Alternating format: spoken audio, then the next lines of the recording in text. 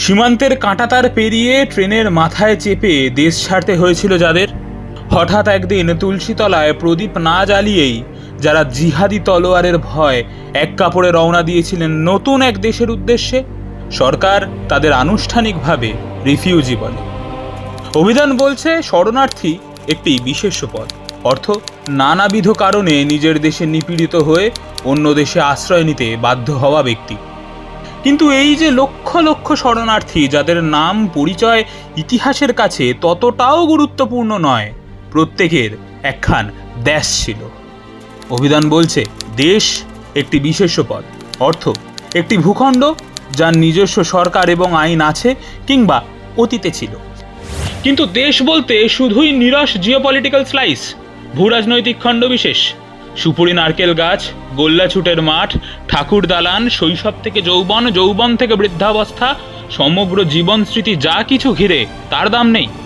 1947 সালে যে লক্ষ লক্ষ বাঙালি হিন্দু রাতারাতি শরণার্থীতে পরিণত হয়েছিলেন, তাদের দেশে সবটুকু ছিল। নিঃস্ব অবস্থায় তাদের আশ্রয় দিয়েছিল ভারতবর্ষ। হিন্দু বাঙালির শেষ নিরাপদ আশ্রয় হয়ে উঠেছিল পশ্চিমবঙ্গ। এদেশে এসেও সমস্যার অভাব ছিল না। ছিন্নমূল বাঙালি হিন্দুর আকাশ ছোঁয়ার স্বপ্নে বারে বারে প্রতিনায়ক হয়ে উঠেছিল পশ্চিমবঙ্গ সরকার। প্রথমে বামফ্রন্ট, পরবর্তীতে তৃণমূল।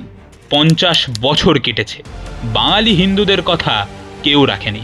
বামফ্রন্ট আমলে মরিচঝাঁপি গণহত্যার সাক্ষী থেকেছে হিন্দু বাঙালি। বাংলাদেশ থেকে বাধাহীন অনুপ্রবেশে জনবিন্যাস বদলের সূত্রপাত দেখেছে। 2010 সালে দেগঙ্গায় সাম্প্রদায়িক অশান্তির আগুনে পুড়েছে। অবশ্য ধর্মনিরপেক্ষতার দোহাই দেওয়া বাম নেতৃত্বের কাছে হিন্দুদের প্রাণের মূল্য কখনোই খুব একটা বৃদ্ধি পায়নি। হিন্দু বাঙালির ওপর নির্যাতন চরমে ওঠে তৃণমূল জমানায়।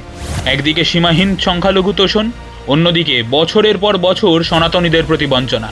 নিজ ভূমেই পরবাসী হয়ে ওঠে বাঙালি হিন্দু। মোথাবাড়ি, মুর্শিদাবাদ, মহেশতলা সহ একাধিক সাম্প্রদায়িক অশান্তির সাক্ষী থাকে হিন্দু বাঙালি।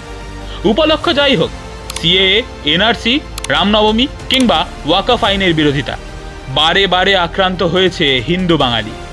আর তাতে প্রত্যক্ষ মদত জুগিয়েছিলেন মমতা বন্দ্যোপাধ্যায়। বাঙালিদের তুষ্ট করতে গিয়ে দিনের পর দিন বাঙালি অস্মিতায় আঘাত হেনেছিল তৃণমূল। তবে ঠিক যেভাবে চরমতম অন্ধকার শেষে সূর্যোদয় হয়, পশ্চিমবঙ্গের ভাগ্যাকাশেও সেই সূর্যোদয় ঘটেছে। তৃণমূলের ভয় সরিয়ে ভারতীয় জনতা পার্টির ভরসা বেছে নিয়েছে পশ্চিমবঙ্গের মানুষ। ক্ষমতায় আসার পর থেকেই রাজ্য জুড়ে আইনের শাসন প্রতিষ্ঠা করেছে বিজেপি সরকার। অবৈধ অনুপ্রবেশ রুখতে ভারত বাংলাদেশ সীমান্তে বিএসএফ এর হাতে প্রয়োজনীয় জমি তুলে দিয়েছে রাজ্য সরকার। পার্ক সার্কাসে বিক্ষোভকারীদের উচিত শিক্ষা দিয়েছে কলকাতা পুলিশ। বার্তা দেওয়া হয়েছে, হিন্দু হোমল্যান্ড পশ্চিমবঙ্গে নৈরাজ্যের ঠাঁই নেই। স্বাধীনতার ৭৯ বছর বাদে পশ্চিমবঙ্গের বুকে তৈরি হয়েছে হিন্দু দরদি বিজেপি সরকার। সুদিন আর দূর নয়। বিভাজনের বিভীষিকা স্মরণ করার দিনে ভরসা থাকুক এই সরকারের প্রতি।